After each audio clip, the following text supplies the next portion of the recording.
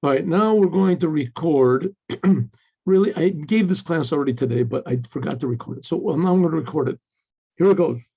And we're talking about the last plague that God brought on the Egyptians, namely the plague of the firstborn. And immediately after that, God gives Moses the first commandment that's written in the Torah for the Jewish people, that Moses gave to the Jewish people. And that is the commandment of sanctifying the month, deciding when the new month is. And immediately after that is the commandment of taking the paschal lamb, taking a sheep or a goat into the houses and prepare it for the going out of Egypt, slaughtering it on the night of Passover and putting the blood on the doorposts and eating it and then going out of Egypt. So that's what we're preparing for now. That's what we're talking about. All right, so let's go. Let me just make sure that I am recording. Yes, I am. Okay. So let's go back a little bit, just a little bit of Moses is still talking to Paro. He still is talking to Paro. And he's warning him. And this is before Paro says, get away from me. I never want to see you again. You're never going to see my face. Here it says, Vayomer el Paro, lech me alai, go away from me. The Shomer, don't see my face anymore, because the day you see my face, you're going to die. Okay, so in the Torah, there's things are not written in the chronological order that they happen. So what we're going to read now is something that happened before Paro kicked Moses out, because we're going to see Moses is going to be talking to Paro. So here we go. Moses says to Paro, okay, you're not going to see my face anymore. God said to Moses, there's one more plague that I'm going to bring on Paro and on the Egyptians, and afterward, he's going to send you all out completely. He's going to, in fact, how do you say, evict you from Egypt. Up to now, he's been holding on to you, and he didn't want to let you go. He's not just going to let you go. He's going to evict you from the land of Egypt. So we did this yesterday. So speak, Moses, go and speak to, this is God speaking to Moses, go to the people and tell them that each man should take from his any Egyptian that he knows, and any woman from any Egyptian lady that she knows, vessels of silver and gold. God says, please, God is saying to Moses, please speak to the people and tell them to take silver and gold. Why? And Rashi says, because God said, I promised Abraham, like 400 years earlier, in what's called the Brit Bein HaBetorim, the covenant that I made between the pieces, promised Abraham that his offspring were going to be slaves in a strange land, but they were going to go out with great riches, so that people wouldn't say the first part of the promise he kept. The Jews were slaves, and going out of riches he didn't give them. So he said, please ask the Jews to take out from Egypt. Now what do the Jews have to need the money for? I mean, God could have just given them money. What's the big problem? Right? God could have just given them all the money in the world. Everything belongs to God. So the answer is a very deep one and a very mysterious one. But it's the whole reason why God created the world, that the Jews are supposed to be in this world in order to what's called elevate the world, to reveal the godliness in the world. Revealing the godliness in the world means using everything in the world, revealing everything, the use, everything in the world, the use that everything in the world has to serve God. How everything can be used to serve God in some way. And serving God just means, making another person feel happy, to give money to charity, to do a good deed, to stop doing something bad, to hold yourself bad. That's called elevating the sparks. The Jewish people, by suffering in Egypt in slavery for 210 years, or a big part of 210 years, and still believing in God, is that elevated all of the power of Egypt to holiness. That's called raising up the sparks, Allah and Netzutzot. And it took the form of this money. So they took the money out of Egypt so that the Jews could use it for themselves and building the temple and etc. So what do they need money for in the desert? And so that's what the idea was. So taking the money. And okay, so Moses is speaking to the people that God will put favor in the Egyptians.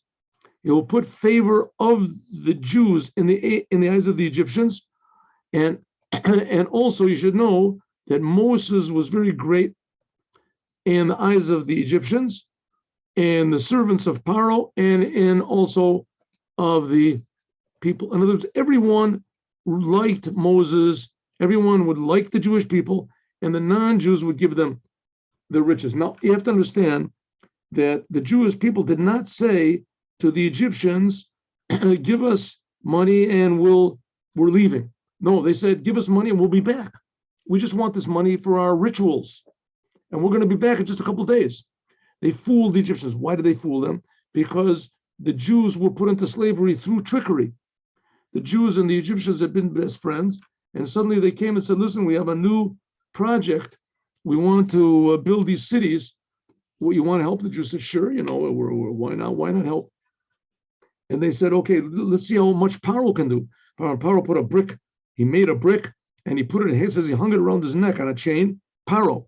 And he said, this is what all the Jews should do every day. If the king can do it, the Jews can, and we'll pay you good. And the Jews said, okay. And they worked and they worked. They said, see how much work you can do? Very good. What about the pay? We'll talk about that later. When? 200 years from now, we'll pay you. Right? If you succeed in getting out. And now the Jews are getting out and they want the payment. They want, okay. Vayoma Moshe said to Paro, Vayoma Moshe, this is what Moshe spoke. He's speaking to Paro.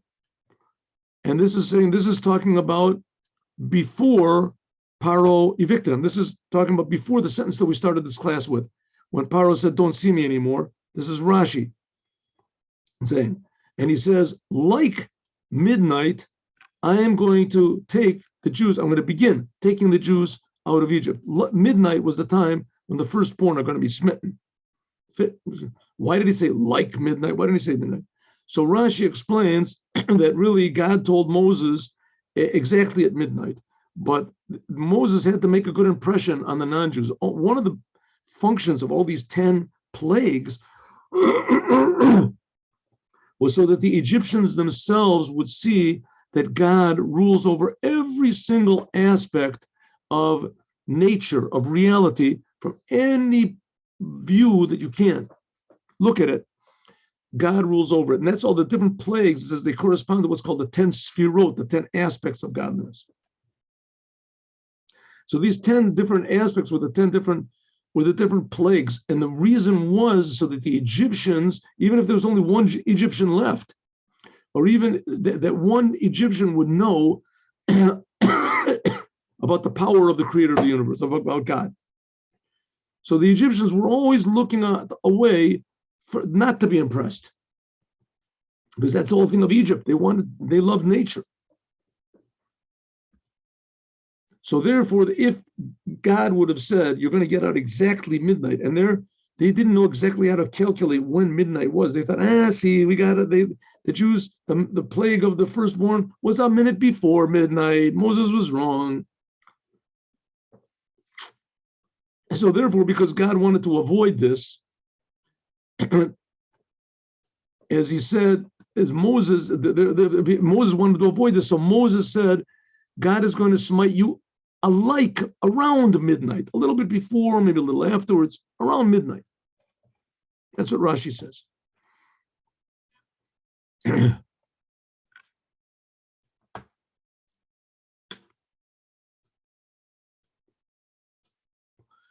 God said over here, I am going to take the Jews out. God said, I am going to take the Jews out. Says the OrHaChaim that why does God have to do it himself? And so he's announcing, even though she usually come on Mishartim, I have a lot of servants. God says, I got angels, I got powers, I got demons, whatever I can. I could send another nation to take the Jews out. I control everything. Nevertheless, I'm going to take the Jews out myself. Why? Because of two reasons. Number one, I love the Jews so much that I want to be the one personally to take them out. And number two, an angel can't really differentiate between the firstborn and the secondborn, right? Who comes from the first seed and who doesn't? Mihu shenotzar mitipa rishona shel adam sheyikra gam kein bechor. This is called the firstborn. Even though there might be, maybe he has a few children, but according to some opinions, that if the mailman had all the Egyptians, they were completely licentious people, to the point where there's a lot of things like, for instance, that are forbidden because the Egyptians used to do it. There's a commandment: don't do what the Egyptians do. Don't do. And one of the things is, for instance, lesbianism. Lesbianism is not mentioned clearly in the Torah that's forbidden, but it's forbidden because that's what they used to do in Egypt. That was one of the, perversions that they did over there in Egypt. The decadence. So therefore, the Egyptians were very, very decadent. So one woman could have, a child from the milkman, another child from the mailman, and another child from their next door neighbor, and who knows, from her own son. And all of these would be called firstborn. Come opinions. And so therefore, the angel doesn't know which one's the firstborn and which one's not a firstborn, but God does. He knows which one is the first one and who is the first, which child is the first born child.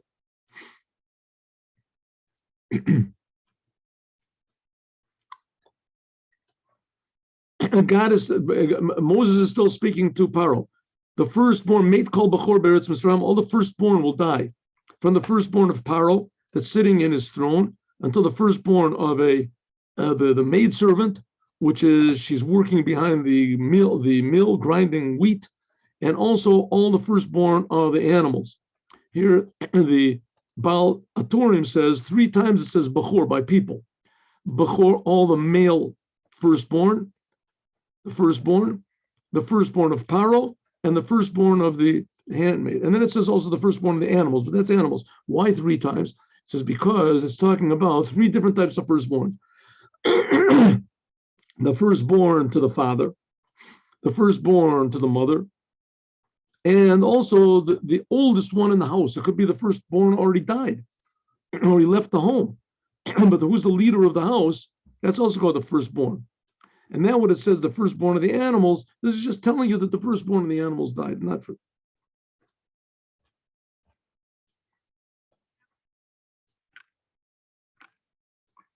And there will be a great scream in all the land of Egypt, that like it has never been before, and like it there will never be again. And all the Jewish people, not only will they not be killed, but no dog will even sharpen his teeth. They won't even growl, sharpen his teeth or show his tongue, whether a man or an animal, because you should know, and everyone that should know, Asher Yafle Hashem, that God is divided between the Egyptians and the Jews.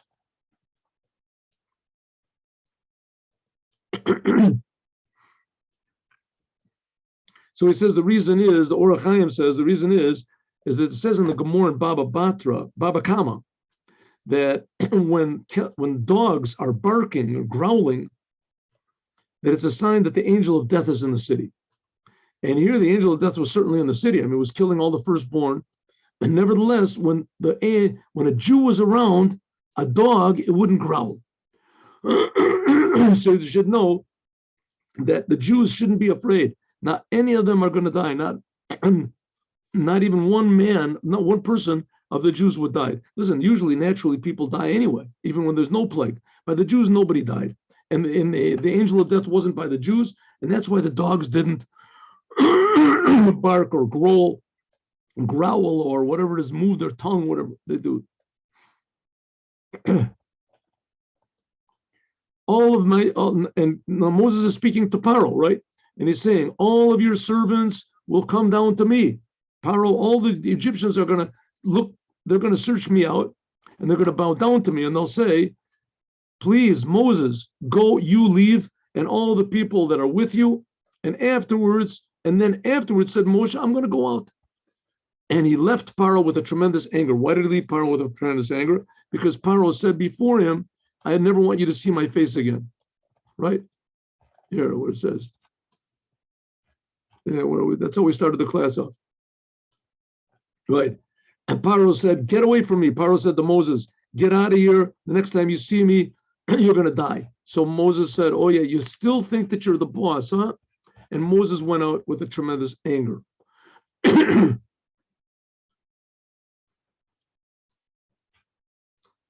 Vayomer Hashem Moshe v'Aaron be'eretz Mitzrayim. God spoke to Moses and Aaron in the land of Israel, saying like this. Don't we know that God spoke to him? He said, why does it say Aaron? Why is Aaron included here? Because Aaron made so much, he invested his trouble and energy just like Moses did. Therefore, God gave him a special honor that he included Moses in his speech. So Aaron and Moses. Why does it say he spoke to them in the land of Egypt? He said in the land of Egypt, but not in the cities where the Jews were. The cities where the Egyptians were. Because it was filled with all sorts of idols. And because it was so full of idols, as God could not speak to, there couldn't be any sound. God couldn't announce anything there. What did God tell Moses? This month is yours, the first of months.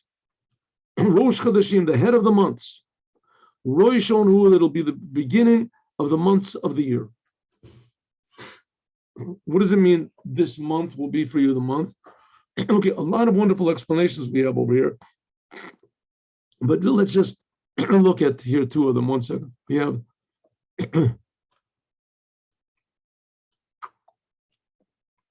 okay, well, first of all, why does God tell Moses this law over here? What's it trying to tell us? I mean, it's so important. They're going out of Egypt. God has to stick this law in there. Why? So there's several explanations, and we're going to get to some of them. But one of the reasons is that this month is the month signified in the zodiac by Aries, whatever it is, the sheep, the ram, and that is the god of the Egyptians. The Egyptians worshipped this god. The Egyptians worshipped the sheep. That's the Egyptians. They worshipped the sheep. They worshipped everything, but the sheep was the main one. And this is also the first sign of the zodiac. So God says, I'm not going to transform this whole thing, their idolatry. I'm going to transform this into godliness, Judaism. You're going to take their sheep and sacrifice it. And you're going to take their month, which is the month of the sheep, and you're also going to transform it. This is going to be your first month of Judaism.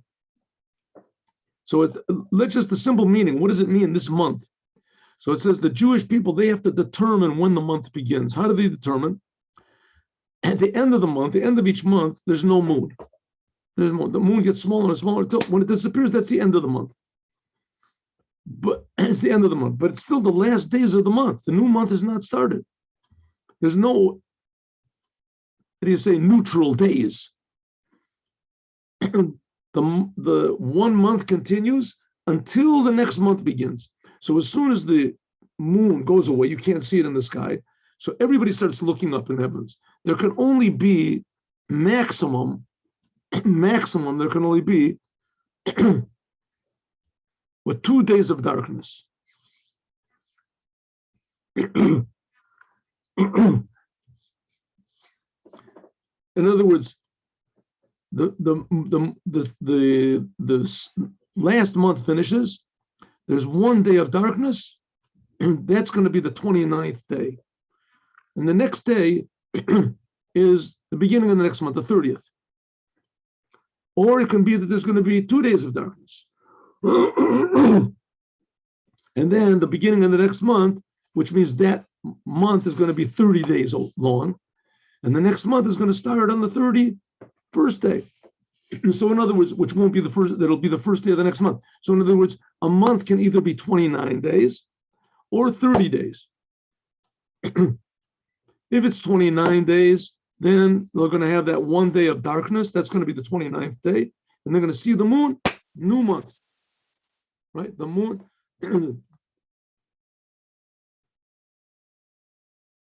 So the 29th day is going to be a dark day. And then all of a sudden they're going to see the moon. And that'll be, they'll know that month was 29 days. And the next month is 30. Or there can be 2 dark days. There'll be 1 day that'll be the 29th day, it'll be dark. And also the 30th day will also be dark. And then they'll see the moon. That'll be the beginning of the next month. So the Jews have to, and it can only be 2. That's the maximum.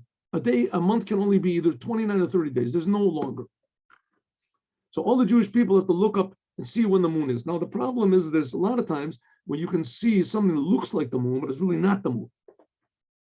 So that's what it says. God showed Moses, Chodesh Hazeh, it says this month, and there's this moon, God showed him the moon, what it looks like. And he says, when the moon looks like this, and then it'll be the next new month. And this is talking about which month? The month of Nisan. This is the month the Jewish people got out of Egypt. This will be the beginning of the months. Now, the Jewish year, the first day of the Jewish year is Rosh Hashanah. Right? That was the day that man was created. But that's the first day of the solar month, of the regular natural month. But the beginning of the month of miracles, that's the month of Nisan. So that starts the number of months. In Judaism, the months don't have names. The names were given afterwards in Babylon. In the Torah, there's no names of months. Sometimes it's called Chodesh Aviv. Right? It's called the Chodesh Aviv, right? But that means because it's the month of the spring. So that's why the Jewish calendar goes according to the moon, but it also has to be in sync with the sun. In other words, the seasons, so that Nisan always falls in the spring. How do they do that? So every 3 years they add on another month, and so that it always comes out exact. Comes out in a month. The Arab calendar goes only according to the moon.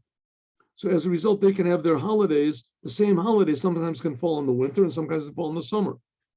The what is it? The regular the Christian calendar, whatever you want to call it, that goes only according to the sun.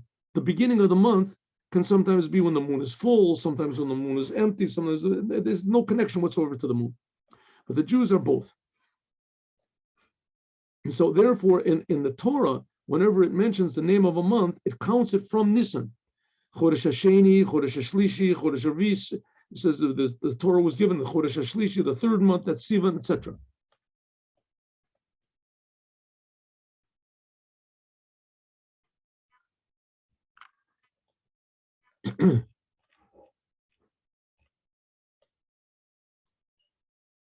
Ramban, Rabbi Moses ben Nachman, he lived about 100 years after the Maimonides did.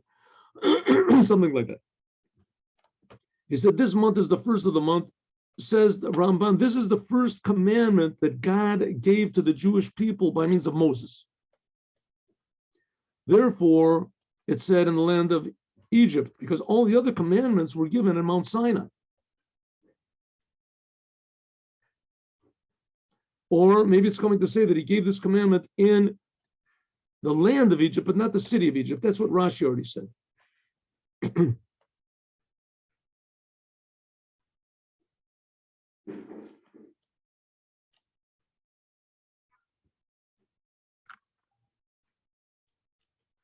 Here, this is the Kli Yakar. The Kli Yakar is Rabbi Shlomo, Ephraim Shlomo Milunchitz. He lived in the same time as the Maharal Prague.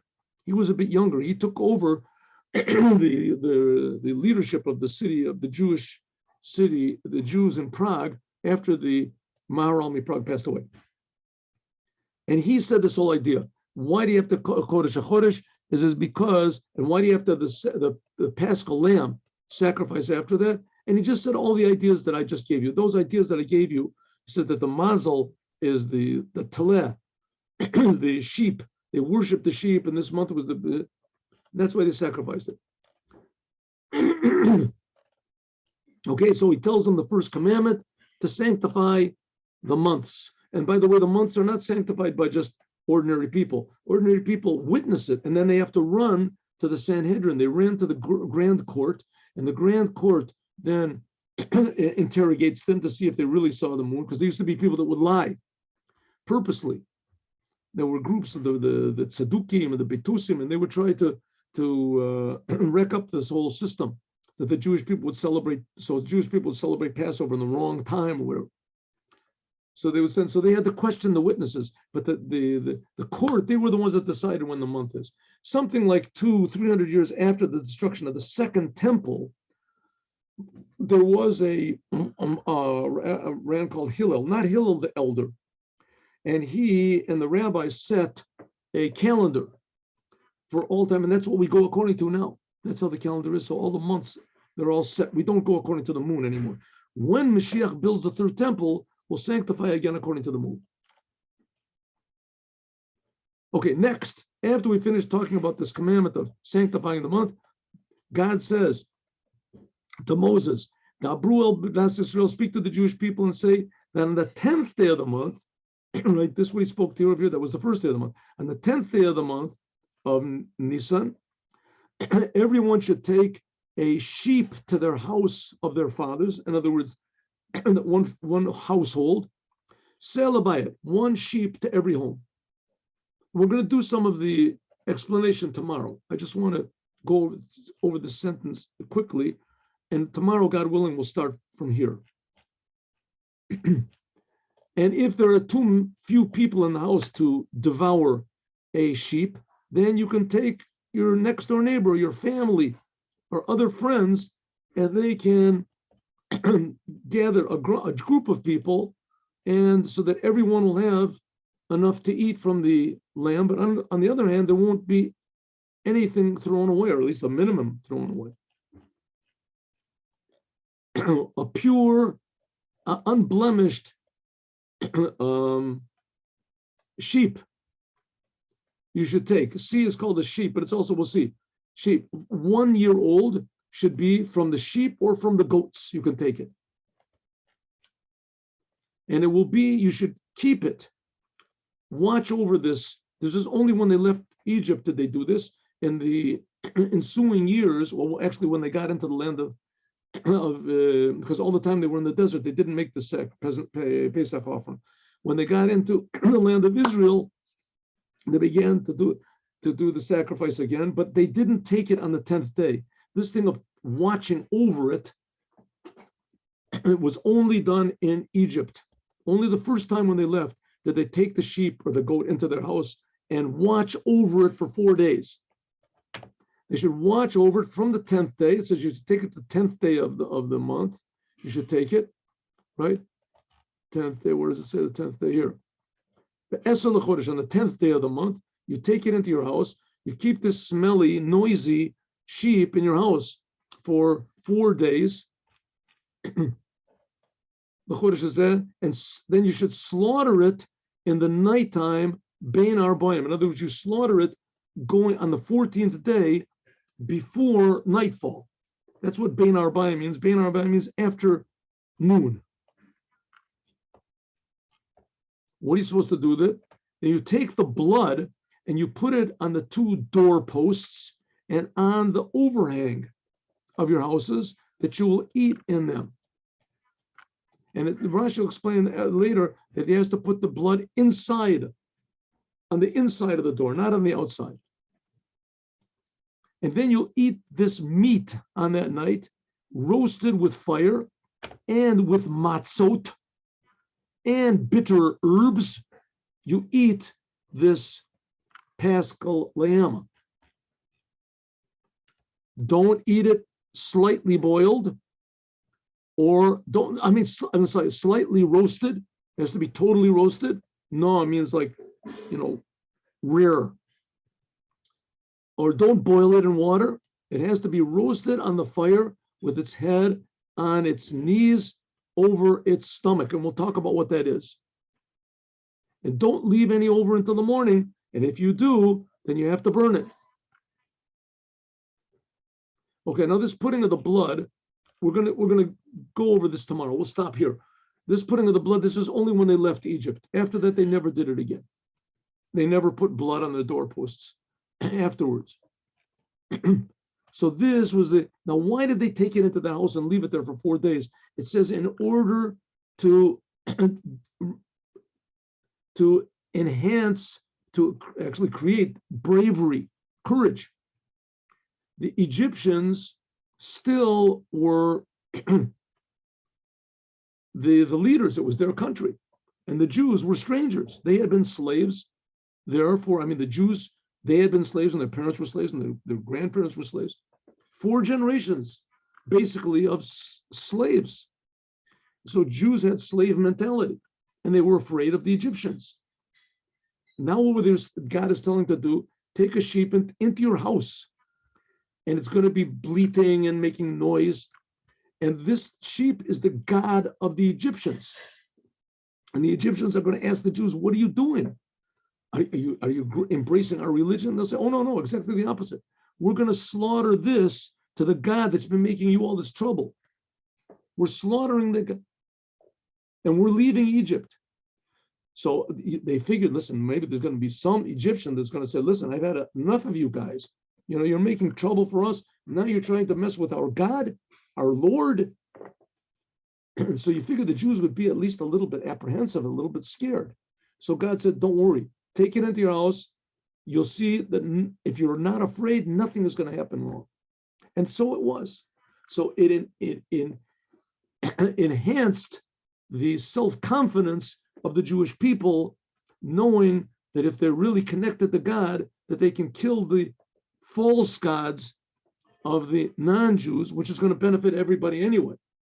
And in some way, the non-Jews realized this. That was the purpose of taking and in fact, even more, it says that the firstborn asked the Jews, everyone was asking the Jews, what are you doing with this sheep in your house? And the Jews said, oh, we're going to kill it in a few days, and God's going to kill all the firstborn of the Egyptians. All the firstborn Egyptians, instead of getting mad at the Jews, they got mad at Paro. They attacked Paro's palace, and they said, let the Jews go, we're all going to die. And Paro said, what are you angry about? We said, well, we're firstborn, they're going to kill the firstborn. And Paro said, I'm not going to let them out. So there was a war. The firstborn made a war against Paro. Seems that Paro was victorious, but that's what it says, that God smote. We say there's a song we say in Kilo Lam Chazdo. It's part of the Psalms. The Psalms of King David. It's with the Hallel HaGadol that we say in the evening. We say it on Shabbat also. Kilo, that God's greatness is eternal. God's greatness is to the world. Kilo Olam Chazdo. And one of the things we say that God smote Egypt in their firstborn. So usually the simple meaning is that God smote the firstborn of Egypt. And here we're saying, no, it's a little bit different meaning, that God smote Egypt with their firstborn. The firstborn, they were the ones that did the smiting. The firstborn, they were the ones that got all angry, and they made a war against Paro. The firstborn Egyptians, the pride and the power of Egypt, fought against the Jews, fought on the side of the Jews. They fought against the Egyptians, They fought together with the Jews against the Egyptians. They took the Jewish side. They fought against the Egyptians. So that was the big miracle, which was incurred because of them taking this sheep into their house for 4 days. And that's why it's not done in the ensuing generations, because we don't have to show that bravery, because there's no one to show it to. Right? We're not in the Egyptian anymore. Have a good day with Mashiach. Now, God willing, 8:15 tomorrow morning, we will learn Chassidut. Hope to see you.